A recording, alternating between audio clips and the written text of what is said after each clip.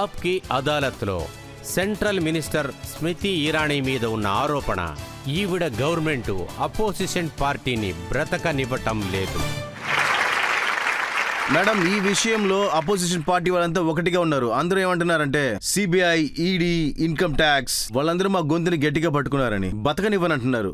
సోనియా గాంధీ కానివ్వండి, రాహుల్ గాంధీ కానివ్వండి, తేజస్వి యాదవ్, మనీష్ సిసోడియా అందరూ ఒకటే అంటున్నారు. ఈడీ, సిబిఐ గొంతు పట్టుకుంటున్నారంట. రజత్ సార్, నేను ఒక నార్మల్గా అడుగుతాను. ఒక మినిస్టర్ ఉండేవారు, కౌడం తర్వాత రైల్వేలో చాలా తిల్లుములు చేశారు. ఈ తిల్లుములులో 600 కోట్ల రూపాయలు అక్కడెక్కడ పోయింది. ఈజ్ ఫాయిల్స్ ఆఫ్ కరప్షన్, దొరికిపోయారు. 600 కోట్లని చెప్తున్నారే, ఇది ఎవరిది? అన్నింటికీ మా దగ్గర లెక్కలున్నాయి. ప్రజల ఒక్క సొమ్ముని ఇలా దొంగతనం చేశారు, ప్రజల ఒక్క సొమ్ముని ఇలా కొల్లగొట్టారు. జైల్లోనే పెట్టాలని ప్రజలే చెప్తున్నారు కదా. కానీ ఇందులో ఒక విషయం ఉంది. అదేంటంటే ఈ మినిస్టర్స్ని వేసి జైల్లో పెట్టాలంటే, వాళ్ళని కూర్చోపెట్టాలంటే కూడా దానికి లీగల్ ప్రాసెస్ ఉంది. దానికి నేనే కాదు, ఎవరు కూడా తలదూర్చలేరు. ప్రజల వల్ల కూడా కాదు, వాళ్ళ ఒక్క డెమోక్రసీ పవరే ఇదే. మీరు ఇన్వెస్టిగేటింగ్ ప్రాసెస్, జ్యుడిషియల్ ప్రాసెస్ని పూర్తిగా ముగించాలి. ఇప్పుడు అపోజిషన్ ఏం చెప్తుంది? ఇప్పుడు ఈ ప్రాసెస్ని స్లోగా చేయండి అని. ఎందుకంటే వాళ్ళు అపోజిషన్లో ఉన్నారు. ఈ చోట్ల నేను ఏం చెప్తున్నానంటే, యూపీ పవర్లో మీరు ఉన్నప్పుడు దొంగలిస్తారు, కానీ మీరు అపోజిషన్లో ఉండేటప్పుడు మీరు సఫిషియెంట్ అవుతారు. ఎందుకంటే మీరు కరప్షన్ చేశారు, కానీ మిమ్మల్ని పట్టుకోకూడదు. ఆగండి, వాళ్ళు ఏం చెప్తున్నారో చెప్తాను. తేజస్వి యాదవ్ గురించి చెప్పారు కదా, ఆయన ఏం చెప్తున్నారంటే 2017లో కూడా రైడ్కి వచ్చారని చెప్పి 8 కోట్ల లావాదేవీలు పట్టుకున్నారని చెప్పి 1000 కోట్లకు పైన లెక్క చూపించారు, కానీ దేనికి లెక్క లేవంట. ఇప్పుడు 800 కోట్లు కొత్తగా. చూడటానికే కదా మిమ్మల్ని పిలిచేది. మేము పిలుస్తూనే ఉన్నాము, కానీ మాకు టైం లేదంటున్నారు. ఆయన పాప అక్కడ చాలా బిజీగా ఉన్నారు మీ మేడం. దగ్గర ఒక ప్రశ్న అడగాలి. సాధారణమైన ప్రజలు ఇక్కడ కూర్చొని ఉన్నారు. ఎంక్వైరీ కోసం మిమ్మల్ని పోలీసులు పిలిచారంటే, సారీ నేను బిజీగా ఉన్నానని ఎంతమంది చెప్తారు? అపోజిషన్ విశేషమే ఇది. సారీ బిజీగా ఉన్నానని చెప్తారు, నెక్స్ట్ డే రమ్మని చెప్తారు. సారీ నేను బిజీగా ఉన్నాను, నేను పిలిచేటప్పుడు రమ్మని చెప్తారు. సారీ నేను చాలా బిజీగా ఉన్నాను, నాకు ఆరోగ్యం బాగాలేదని కూడా చెప్తారు. నేను ఇప్పుడు ఆక్సిజన్లో ఉన్నాను, సింగపూర్లో తిరుగుతూ ఉన్నాను చెప్తారు. కానీ వాళ్ళ పక్కన ఆక్సిజన్ ట్యాంకే ఉండదు. అందుకని ఈరోజు నేను చెప్తున్నాను, మన గొప్ప బలం ఏంటంటే మీడియా ఉండని, సోషల్ మీడియా కూడా ఉండని, అన్ని విషయాలు ప్రజల దగ్గర అతి తొందరలోనే చేరుకుంటుంది. లేదు, ఆయన ఏం చెప్తున్నారంటే ఈడీ 121 కేసులు అందరి మీద వేశారంట. అందులో 115 కేసులు 95% అపోజిషన్ పార్టీ వాళ్ళ మీదే ఉందంట. మా పదవిలో కూర్చొని ఈ లీడర్స్ అందరూ దేశాన్నే కొల్లగొట్టుకున్నారు. ఇప్పుడు ప్రజలు ఏం చెప్తారు? వాళ్ళందరినీ విడుదల చేయమంటారా? లేదు. అందుకనే మోడీ వీళ్ళని పట్టుకొని ఎందుకు సఫిగేట్ చేయాలి?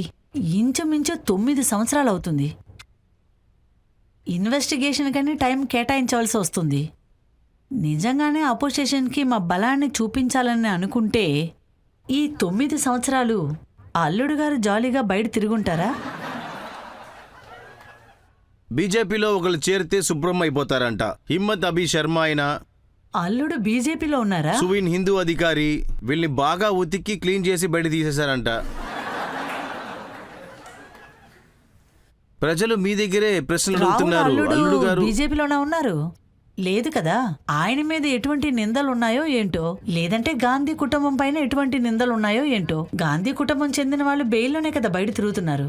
దీనికంతా అర్థం ఏంటి?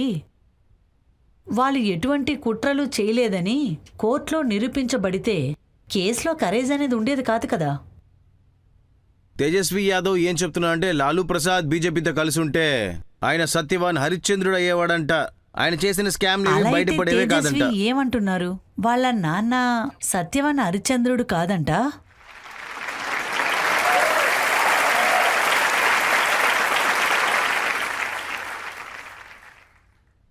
ఇదే కదా ఆయన చెప్పాలనుకుంటున్నారు. మీరు ఒక మంచి ప్రశ్న అడిగారు. ఆయన ఇక్కడికి వచ్చారంటే ఆయన దగ్గరే నేను అడుగుతాను.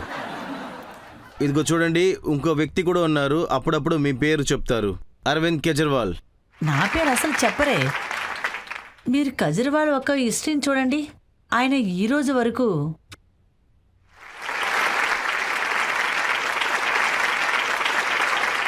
ఆయన ఏమంటున్నారంటే మనీష్ సిసోడియా మీద కేసు వేస్తూనే ఉంటున్నారని, ఆయన బయటికే నిన్న ఢిల్లీలో రానివ్వట్లేదని. కూర్చొని ఆయనే చెప్పారు సిసోడియా గురించి నాతో మాట్లాడకండి అని. అవునవును, నిన్న మాట్లాడారు. హా,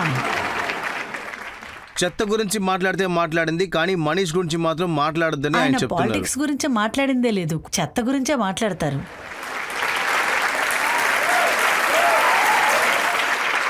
కానీ ఇదేదో నిజమే.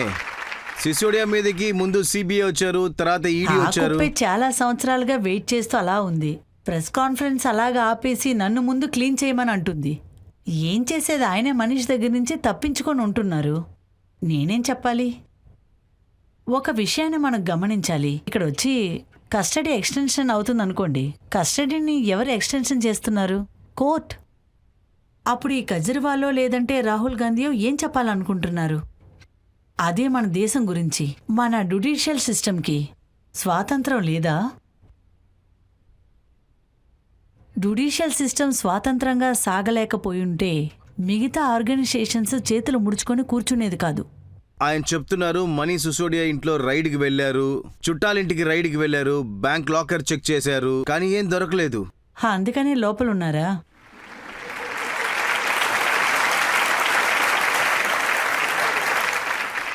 ఈ విషయాన్నంతా తీసుకొని వాళ్ళకు కోర్టుకు వెళ్ళుంటారు. కానీ కోర్టు ఏదో చూసింది, అది మనకి తెలీదు. కానీ మనం దాంట్లో తలదూర్చకూడదు. కానీ కామన్ సెన్స్ ఏం చెప్తుంది? వాళ్ళు తన కేసుని కోర్టులో పెట్టినప్పుడు, కేజ్రీవాల్ తన వాదనని పెట్టినప్పుడు ఏజెంట్ కూడా తన వాదనని పెట్టుంటారు. కానీ కోర్టు స్వతంత్రమైన చర్యలో కోర్టు ఏ తీర్పు ఇవ్వాలో అది ఇచ్చింది. కానీ ఏదో ఒక ఎవిడెన్స్ అక్కడ ఉంది, అది మనకి తెలీదు, కోర్టుకి తెలుసు. కేజ్రీవాల్ అంటున్నారు మనీష్ సిసోడియాని మీరు జైల్లోంచి అసలు బయటికి రానివ్వరంట కదా. ధైర్యం ఉంటే జైల్లో పెట్టమని చెప్పి కేజ్రీవాలే కదా చెప్పారు. ఏజెన్సీ వాళ్ళ కోరికని నెరవేరుస్తున్నారు. ఇప్పుడు ఏజెన్సీ మీద కోపం వస్తుంది. జైలు గురించి మాట్లాడాలంటే సిసోడియాని వదిలేయండి. సత్యంజయ్ని చూడండి, గంభీరంగా జైల్లో జీవిస్తున్నారు. నాకొక విషయం బాగా అర్థమైంది. కేజ్రీవాల్ ఒక నిర్ణయంతోనే పాలిటిక్స్లోకి వచ్చారు. ఆయన పాలిటిక్స్లో ఒక అర్థాన్ని తీసుకురావాలనుకుంటున్నారు. ఈ రోజు నేను పబ్లిక్ దగ్గర అడుగుతాను, ఆయన న్యాయంగానే రాజకీయాన్ని నడిపిస్తున్నారా? కొత్త విధంగా ఎలా లంచం తీసుకోవాలో ఆయన కదా నేర్పిస్తున్నారు. కానీ మనీష్ సిసోడియా ఏమంటున్నారంటే ఎడ్యుకేషన్లో బాగా పని చేశారంట. ఎడ్యుకేషన్ ఇంకా లిక్కర్ రెండూ వేరే వేరే ఫీల్డ్కి చెందింది. ఎడ్యుకేషన్ అనే మంచి కార్యక్రమాన్ని ఆపడానికి మీరు లిక్కర్లో అతన్ని పట్టుకున్నారని. ఎడ్యుకేషన్లో తిల్లుములు చేయడానికే లిక్కర్లో తిల్లుములు చేశారని అది అడగండి. ఆయన అంత మంచి వ్యక్తి అంటే అదెందుకు క్యాన్సిల్ చేశారు? మళ్ళీ అడుగుతున్నాను, ఎడ్యుకేషన్ పై స్థాయికి రావడానికి నేను లిక్కర్లో ఈ తిల్లుములు చేశాను, దీన్ని మీరు అంగీకరిస్తారా? అసలు ఆయన అలా చెప్పలేదు కదా అదే శిక్షకని. నేను చెప్తున్నాను, లిక్కర్ స్కాండల్లో నన్ను పట్టుకోకండి. అదేంటంటే స్కాండల్ చేశారు కానీ ఎడ్యుకేషన్ ఇచ్చారంట. స్కాండలే జరగలేదని ఆయన చెప్తున్నారు. నేను అదే చెప్తున్నాను, ఆయన స్కాండల్ చేయలేదు. అయితే కోర్టు నిద్రపోయిందా? న్యాయం కావాలని మీరే కదా కోర్టుకు వెళ్ళారు. కోర్టు తప్పు చేసిందా? కేజ్రీవాల్ తప్పు చేశారా? ఆయన పాప అసలు ఏం చెప్పలేకపోతున్నాడు. కానీ ఒక్క విషయం క్లియర్ గా ఉంది. ఆయన ఏ విషయాన్ని చెప్పలేనందుకు అన్ని విషయాలు నా దగ్గర అడుగుతున్నారా? అరే మీ దగ్గర ఎందుకు అడుగుతున్నా అంటే మీరే గవర్నమెంట్. లేదు రజత్ సార్, మీరు ఖచ్చితంగా అన్ని విషయాలు అడగొచ్చు. ఎందుకంటే నేను మీ ముందు ధైర్యంగా వచ్చి కూర్చోగలను.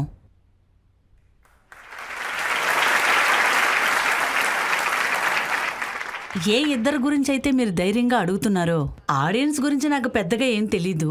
ఈ యంగ్స్టర్స్ కూడా నాకు తెలియనే తెలీదు ఎక్కడి నుంచి వచ్చారని. కానీ ఆప్కే అదాలత్ని యంగ్స్టర్స్ ముందు మీరు నడిపించి చూపించాలి. అందులో ఈ కేజ్రీవాల్, ఆమ్ ఆద్మీయోడ మెంబర్స్ అందరూ పాల్గొనాలి. వాళ్ళని కూర్చోబెట్టి ఆప్కే అదాలత్ని నడిపించండి. నేను అందరి ముందే చేస్తున్నాను. మీరు నడిపిస్తున్నారు, మీరు పిలుస్తున్నారు కానీ వాళ్ళు రారు.